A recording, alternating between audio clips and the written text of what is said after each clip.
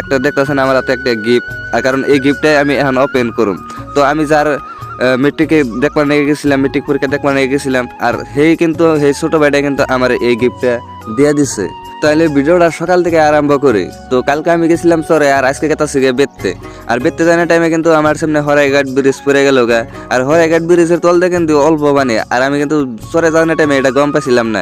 তো সেই হিসাবে কিন্তু উপর দিয়ে গেছি, আর উপর দিয়ে গেতাছে আমি আর মেশে খেলে আমার ফেলে চেয়ার রয়েছে, তার মানে ব্যাকে কিন্তু তল দিয়ে গেতেছে। আর তারপরে কিন্তু আমি আই পাইলাম কাবলাবুড়ি ঘাট, আর কাবলাবুড়ি ঘাটে কিন্তু নায়ের মধ্যে কিন্তু গাড়ি কিনে এরম করে উঠানো হয়।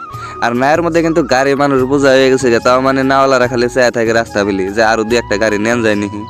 তো নাও পারো ঠারো এনে কিন্তু আমি পাইলাম কাবলাবুড়ির চক।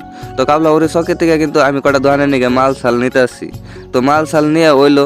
তো তারপরে কিন্তু একটা দেখতেছেন আমার হাতে একটা গিফট, আর কারণ এই গিফটটাই আমি এখন ওপেন করুম।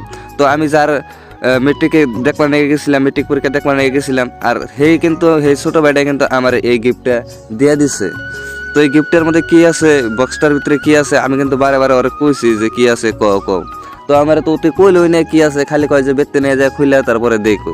তো কয় কি যে অতি কয় কি যে আমি কইলে বাদে তেল তো গিফটের কোনো মজাটাই থাকলো না। আপনি বেতে দিয়ে খুলে দেখবেন, খুলে দেখে দেওয়ার পরে কিন্তু ভালো লাগবো।